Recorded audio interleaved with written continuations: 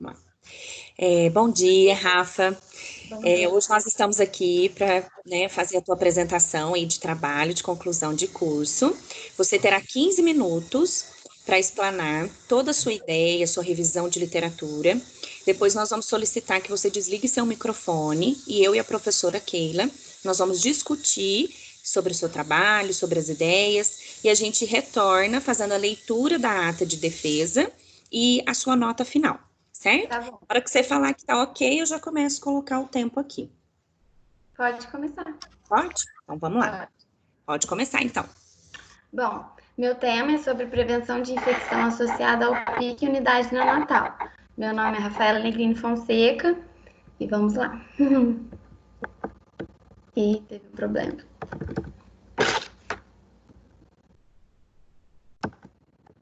Não quer mudar meu slide?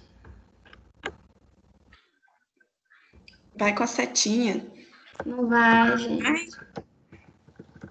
O Rafa, faz assim, eu achei estranho também ele não conseguir projetar. Fecha e abre de novo. Fecha. Fechar o... Para de compartilhar aqui, ó. Clica aqui na setinha, para de compartilhar. Tá vendo esse quadradinho? Isso. Beleza, vamos de novo. Aperta aí no quadradinho, compartilhar. É um quadradinho com uma setinha para cima. Isso. Aí, agora foi. Agora a tela grande. Agora ficou ótimo. Agora passou? Agora tá bom. Aí vai começar de novo? Pode começar de novo. Então tá. Bom dia. Meu nome é Rafaela Negrini Fonseca e o meu tema é sobre prevenção de infecção associada ao PIC e unidade neonatal. A minha estrutura de apresentação vai ter uma introdução, os objetivos, a metodologia, a revisão de literatura e as considerações finais. Bom, na assistência de enfermagem UTI neonatal, é preciso um acesso seguro para a administração de medicações e nutrições ao recém-nascido. E um acesso venoso amplamente utilizado em UTI neonatal é o catéter central de inserção periférica, que é o PIC. O PIC, ele é inserido através de uma veia periférica que progride até a veia cava superior ou inferior e adquire assim uma propriedade de acesso venoso central. Mas, apesar do avanço tecnológico, a infecção de corrente sanguínea relacionada ao uso de catéter venoso central é responsável por grande parte da mortalidade em recém-nascidos. Por isso, é importante garantir a segurança, porque é fundamental e assim vamos oferecer uma assistência à saúde de qualidade. Portanto, reduzir os eventos adversos é assegurar a qualidade na assistência prestada e assim vamos minimizar os riscos associados ao uso de dispositivo invasivo em UTI neonatal. A minha questão norteadora partiu de quais são as práticas preventivas na assistência de enfermagem para evitar a sepse neonatal associada ao uso do catéter venoso central de inserção periférica. O meu objetivo geral é descrever as medidas preventivas de infecção associada ao uso do PIC em unidade neonatal. Meus objetivos específicos são apontar os principais fatores de riscos relativos ao uso do PIC em neonatos, compreender os eventos adversos relacionados ao uso do PIC em UTI neonatal e descrever as medidas preventivas executadas pelo enfermeiro para minimizar o risco de infecção associada ao PIC. A minha metodologia. Foi realizada uma revisão bibliográfica com busca de artigos na BIREME, nas bases de dados do LILAC, Cielo e Manual da Anvisa. Foram utilizados os descritores cateterismo venoso central, infecção relacionada a catéter, enfermagem neonatal, cuidados de enfermagem e prevenção. Os artigos foram publicados nos anos de 2010 e 2019. Bom, o PIC ele pode ser inserido à beira-leito e compete ao enfermeiro, de acordo com a resolução do COFEM número 258 de 2001. E é responsabilidade do enfermeiro também buscar uma qualificação e uma capacitação para que a inserção ocorra com eficiência. Os principais fatores de riscos relacionados ao uso do PIC são prematuridade, que é recém-nascidos que nascem antes de completar 37 semanas de gestação, E a prematuridade é a principal causa de mortalidade no período neonatal, pois os bebês prematuros apresentam um sistema imunológico imaturo, e por isso grande parte deles vão precisar de um auxílio exógeno. O baixo peso ao nascer, que é os bebês que nascem com menos de 2,5 kg, que pode ser resultado tanto do parto prematuro quanto do crescimento intrauterino restrito, que é quando o recém-nascido nasce com o peso abaixo do valor limite para sua idade gestacional. Esses dois fatores de risco, a prematuridade e o baixo peso ao nascer, estão relacionados com a gravidez na adolescência, que, apesar da disponibilidade de informações hoje em dia, tem alto índice, porque apesar da mulher adolescente ovular, o corpo não está preparado para formar um bebê adequadamente, né? O que, na maioria das vezes, vai gerar uma complicação. Outro fator de risco é o Apgar inadequado, que é um valor menor que 7 no 5º minuto de vida. O Apgar é um método muito utilizado e ele é aplicado no 1º minuto e novamente no 5º minuto de vida do recém-nascido. O score do Apgar está associado com asfixia perinatal, que é uma complicação muito grave. Esse método ele vai avaliar a frequência cardíaca, o esforço respiratório, o tônus muscular do recém-nascido, a instabilidade reflexa e a cor do bebê. Neonatos que são submetidos à intubação orotraqueal, porque esse procedimento ele também é considerado um procedimento invasivo e ele pode quebrar barreiras e facilitar a entrada de micro-organismos. E por último, o tempo de uso do catéter, porque a permanência do PIC ela é indeterminada, porém, à medida que progride o tempo de permanência, aumenta o risco de complicações, porque o PIC ele só é retirado ao término da terapia ou na ocorrência de algum evento adverso. Bom, o evento adverso ele é definido como uma lesão não intencional que pode resultar na incapacidade temporária ou permanente. E os principais eventos adversos associados ao PIC são flebite, que ocorre de 5,6% a 22,1%, que é a inflamação das células endoteliais da parede venosa, podendo ser mecânica, química e infecciosa. E ela é caracterizada por presença de dor, eritema, edema e endurecimento da veia. Ela é uma complicação muito observada no uso do PIC. A oclusão ou obstrução, que ocorre de 2% a 44%, é quando há uma obstrução parcial ou completa no catéter, que pode impedir a aspiração de sangue e provocar a perda do dispositivo. A obstrução ela também pode ser mecânica, trombótica e não trombótica. A infiltração e extravasamento, que ocorre de 7% a 40,5%, e ela é causada quando ocorre uma lesão na parede do vaso, e essa lesão vai gerar uma infiltração de soluções ou medicamentos não vesicantes. E o extravasamento é quando ocorre essa lesão e o medicamento ou soluções extravasados nos tecidos próximos à inserção do PIC, ele tem características vesicantes. A trombose, que tem uma incidência de 4% a 38%, ela é provocada pela aderência de fibrina e plaqueta no catéter, formando um trombo que assim obstrui o catéter e o lume do vaso. A tração acidental, que tem uma incidência de 11,11% e está relacionada à fixação inadequada do catéter. A ruptura do catéter, que ocorre de 9,25%, e está correlacionada à excessiva manipulação inadequada do dispositivo. E, por fim, a infecção sanguínea, que é a principal complicação e ocorre de 2,3% a 36,4%. No Brasil, estima-se que 60% da mortalidade infantil ocorre no período neonatal, sendo a sepse uma das principais causas. A sepse ela é caracterizada por uma síndrome clínica definida por sinais sistêmicos de infecção, juntamente com bacteremia, no primeiro mês de vida. A sepse ela pode ocorrer de forma precoce, que ela se manifesta nas primeiras 48 horas de vida do recém-nascido e está relacionada com a doença de base e aos cuidados prestados pela equipe ao recém-nascido. E após esse período de 48 horas, ela se caracteriza como sepse tardia, que está relacionada com o contato direto com o ambiente hospitalar e o uso de dispositivos invasivos, né, por tempo prolongado. Bom, medidas práticas de prevenção.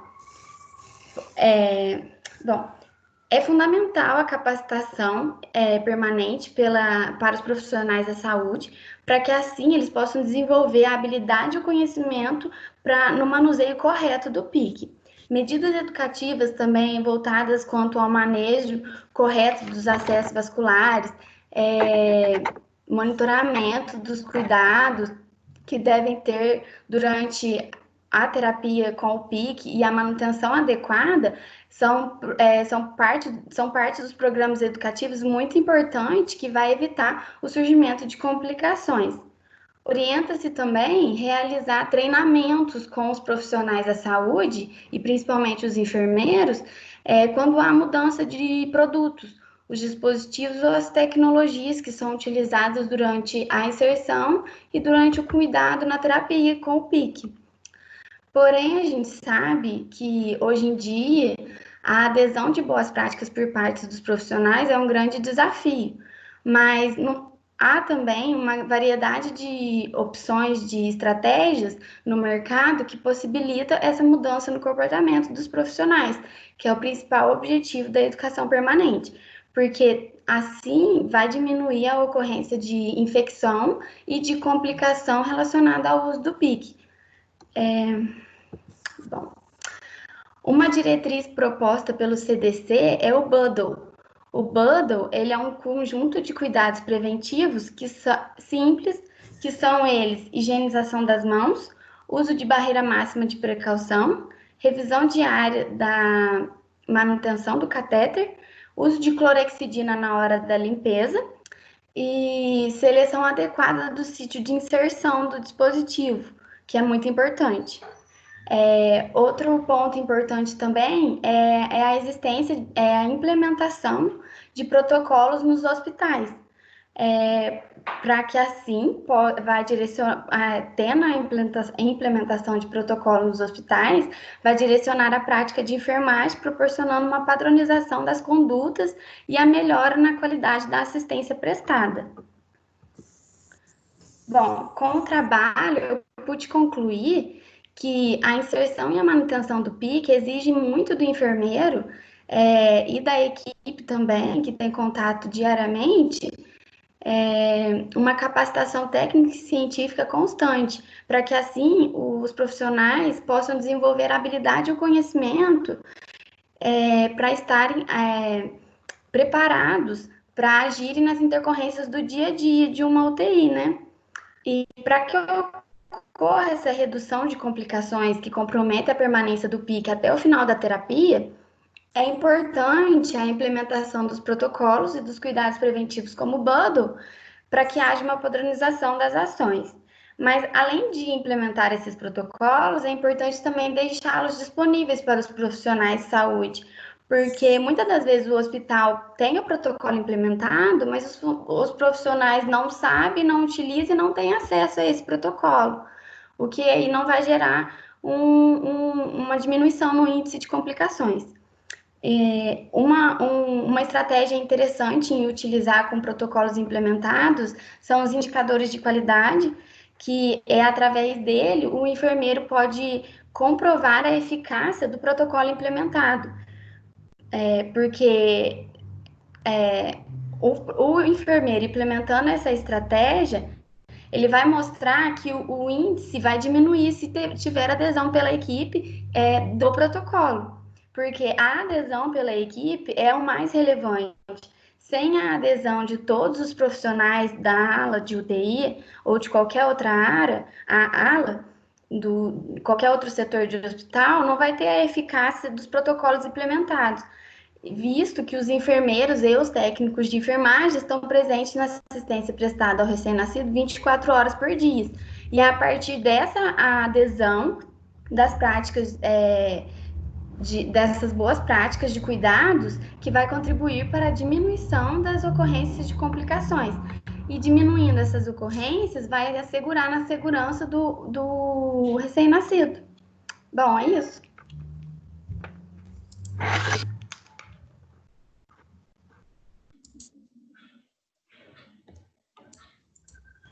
Oi, Rafa. Oi. Voltei. Esperar a Keila voltar aí. Oi. Ô, Rafa, parabéns, viu, pela tua explicação. Você deu uma aula aqui para nós, né? Nossa, que nervo, gente. Você falou super bem, nem parece que tá nervosa. Nem parece que você tá nervosa. Você falou muito bem. Você teve, assim, muita Não tem nem coerência barriga. desde o começo Que bom. até o final. E o que eu achei bacana na tua apresentação foi assim, os pontos que você colocou nos teus objetivos, você É. conseguiu ter essa consistência até o final, né? E Uhum. tanto da classificação, da infecção, dos cuidados, das medidas de prevenção. Então, assim, eu achei que foi bem coerente, você teve consistência do começo ao fim, então você está de parabéns, tá? Obrigada. Gostei bastante da apresentação. E o tema, né, Rafa, é uma coisa assim que é uma coisa que me instiga, né? Sou meio suspeita a falar, depois a Keila pode até falar mais, porque é um assunto assim que realmente me encanta, né? Que eu gosto muito dessa área de infecção. E aí, Rafa, eu queria te perguntar assim uma coisa. Eu gostei de tudo que você trouxe dados, todos os seus, as suas referências, e eu prestei atenção que foram artigos bem atualizados, Anvisa Uhum. 2017, artigos de 2019, então eu vi que você colocou uma coisa bem recente. Quando a gente fala, né, das infecções tardias, que você tem a precoce e a tardia está muito relacionado com nós, conosco, né, com a enfermagem, a manutenção desse catéter. Então, isso implica muito nas medidas de prevenção que você trouxe com muita propriedade aqui. Uhum. Essas infecções tardias, muitas das vezes, ela está relacionada com quebra de processo. Então, a infecção iatrogênica está associado também nesse caso da enfermagem. De tudo que você leu na literatura, tudo que você trouxe em relação às medidas de prevenção, você falou dos bundles, que é muito importante, tá? Eu vi que você citou cada um deles, mas como forma de prevenção mesmo, né, dessas infecções tardias, você enquanto futura enfermeira, como que você vai conseguir, tá, identificar que a sua equipe está aderindo aos bundles ou esse protocolo? Na tua ideia, enquanto graduanda, de tudo que você leu, como que você acha que você vai poder ajudar a sua equipe a aderir a esses processos de prevenção? Bom, quando a gente fala de educação permanente, é uma coisa muito simples, assim, é muito falada, só que às vezes não tem isso constantemente. Eu faria assim, por exemplo, se eu fosse enfermeira responsável, eu treinaria a minha equipe, os técnicos, para que eles pudessem ter um olhar clínico de enxergar essas complicações e agirem o quanto antes. Mas para evitar, eu acho que essa educação permanente tinha que ter para eles terem noção do quanto é importante a adesão desses cuidados para prevenir, porque antes mesmo de ter o olhar clínico para ter essa observação de. Ai, como é que eu falo? Vocês estão escutando os cachorros? Pode ficar De tranquilo. ter esse olhar Tranquilo. clínico. Ter esse olhar clínico para ver o problema e já resolver, já ter uma solução, saber se portar perante ao problema, fazer com que eles aderem o bundle e os protocolos para que não ocorra essa complicação. Eu acho os indicadores uma forma muito interessante, porque através dele vai trazer os índices. Por exemplo, você entra no hospital, a ala de UTI não tem nenhum protocolo. Tem o protocolo, mas às vezes não tem acesso, né? Porque a gente vê muito isso. E aí a equipe não tem acesso, mas aí, por exemplo, aí eu entro no hospital e tento implementar um protocolo. Eu pego o índice de complicações que teve antes da implementação desse protocolo, treino a equipe, mostra a importância. Claro que nem todos vão aderir, porque a adesão é muito difícil. Eu vi isso o pouco que eu fiz estágio. Mas e depois mostra os índices se teve comprovando a diminuição dessas taxas, porque assim eu acho que a pessoa, os profissionais vão acreditar mais que os protocolos são eficientes. Ô, Rafa, e por que que você escolheu esse tema? O que que te instigou durante a graduação? O que que te chamou a atenção? Ai, Neide, eu era bem assim, eu não sabia o que eu ia falar.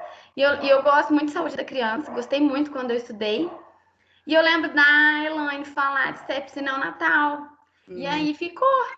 E aí, quando você me falou de CCIH, é uma área que me interessa muito também. E aí quando eu fui fazer, juntou os dois. E você conseguiu tirar o que de tudo isso, o Rafa, de aprendizagem? O que você conseguiu, assim, ó, se você colocasse um ponto-chave de tudo que você leu nessa prevenção, o que você poderia falar para mim, Neire? Isso é o ponto-chave para prevenir infecção de pique. A adesão dos funcionários, dos profissionais. Eu Hum. acho que o que eu vi no estágio, que você sempre falou em aula, mas eu não tinha esse contato, eu não sabia como que era, que a enfermagem é unida, né? Me impactou muito no estágio. Me Uhum. impactou muito no estágio, mas a gente tem que buscar ter uma enfermagem unida para que assim o trabalho possa ser mais gostoso, dinâmico e assim vai assegurar na segurança do paciente e a qualidade da assistência vai ser muito melhor. Uhum. Muito Eu acho bem. que a adesão da equipe, assim, ter uma equipe, saber liderar uma equipe, instigar a equipe a querer participar, buscar conhecimento, ter interesse em aprender cada vez mais também, né? Porque é que nem você fala em aula, eu tive isso no estágio. A vida profissional é um constante aprendizado, você nunca para de estudar. E não é porque você formou tanto técnico quanto enfermeiro, que você vai parar de ir atrás de conhecimento, porque as tecnologias também mudam, né? E a gente tem que buscar ir atrás. Mas eu acho que é isso, é a adesão pelos Bem. funcionários. Keila, passo a palavra para você. Oi, Rafa. Queria te parabenizar tanto pela escolha do tema quanto pela própria apresentação. Eu achei que foi uma apresentação muito coesa, você conseguiu, né, ter uma linha de raciocínio, trouxe os conceitos. Eu ia justamente perguntar, porque foi um ponto que me chamou bem a atenção nas suas considerações finais, porque você falou da importância da capacitação e garantir uma boa adesão, né? Então, e como garantir isso? Porque a gente pode capacitar e não conseguir. E isso Aham. já respondeu isso, né? Que foi justamente que a Neire perguntou também. E uma coisa, então, que eu acho que você poderia falar um pouquinho mais para nós, você falou bastante. Uma outra observação que eu achei muito interessante é uma visão que mostra também um amadurecimento. A questão de falar, não é nem pergunta, não, que é uma observação mesmo que eu gostaria de fazer, de falar da importância de ter os protocolos, mas fazer com que a equipe conheça e realmente use, né? Porque infelizmente acontece isso, né? Às vezes a instituição elabora um protocolo ou a coordenação de um setor, o protocolo fica ali dentro da gaveta. Então, ter essa visão demonstra uma maturidade, sim. Você falou bastante sobre os pontos importantes, né, do cuidado de enfermagem, em relação ao manuseio da PIC, falou dos bundles, depois, quando você citou os bundles, você falou um pouco sobre esses cuidados específicos mesmo de prevenir. Isso você não trouxe na apresentação, mas você citou. Então, eu queria que você falasse um pouquinho mais realmente desses cuidados, né? Quais são os cuidados especificamente que o profissional, que a sua equipe, vamos supor que você está lá na UTI NEO, liderando uma equipe, o que especificamente você gostaria que a sua equipe fizesse para prevenir essa infecção associada ao catéter? Bom, você quer que eu fale do bundle, dos cuidados do Os bundle? cuidados especificamente, O que Ah, você viu na literatura? bom, na literatura eu vi bem, tipo, o bundle e esses, acho que são cinco itens que são um conjunto de medidas preventivas pequenas, simples e fácil de entendimento.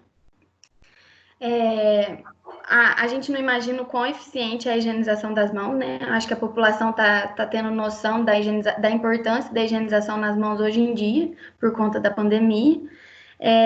O uso também de barreira máxima de precaução por parte da equipe. Eu acho que no PIC é para prevenir mais o recém-nascido, porque o sistema imunológico dele é muito imaturo. Então, qualquer coisinha vai aderir a... Como o PIC ele é um acesso venoso, ele vai ter uma quebra de barreira, que é da pele, e pode ter a entrada de micro-organismos, e vai gerar uma infecção. Mas esses cuidados é mais para precaução do recém-nascido.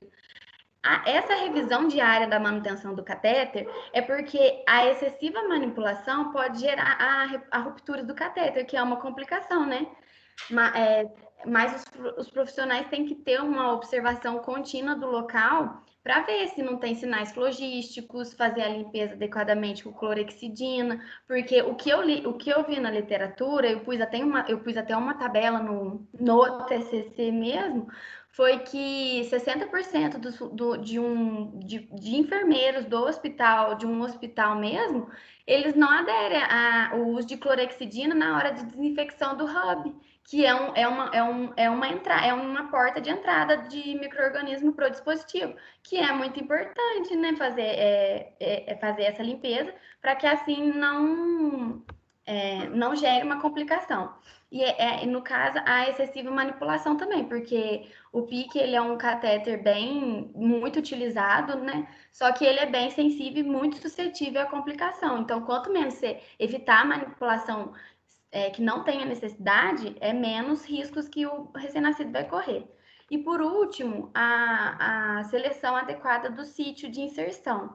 Eu li muito que a veia basílica é a principal, é a primeira escolha de veia de acesso para o acesso ao PIC, porque por conta do seu número de válvulas e o maior calibre dela. E eu li que a femoral ela é a menos indicada, por conta, se eu não me engano, é por conta que ela pode, eu acho que é por conta do número de válvulas dela, e a ocorrência de trombose é maior quando tem acesso do PIC na femoral. E a localização mesmo também. Tanto é que a veia basílica também, eu lembro que ela é mais fácil de manipulação do que as outras veias, por isso que ela é a primeira opção de escolha. Tá ok, respondeu, muito bem. Ô, Rafa, vou pedir que você desliga o áudio rapidinho e eu e a Keila, nós vamos fazer as considerações, eu já te chamo, tá bom? Tá. Uhum.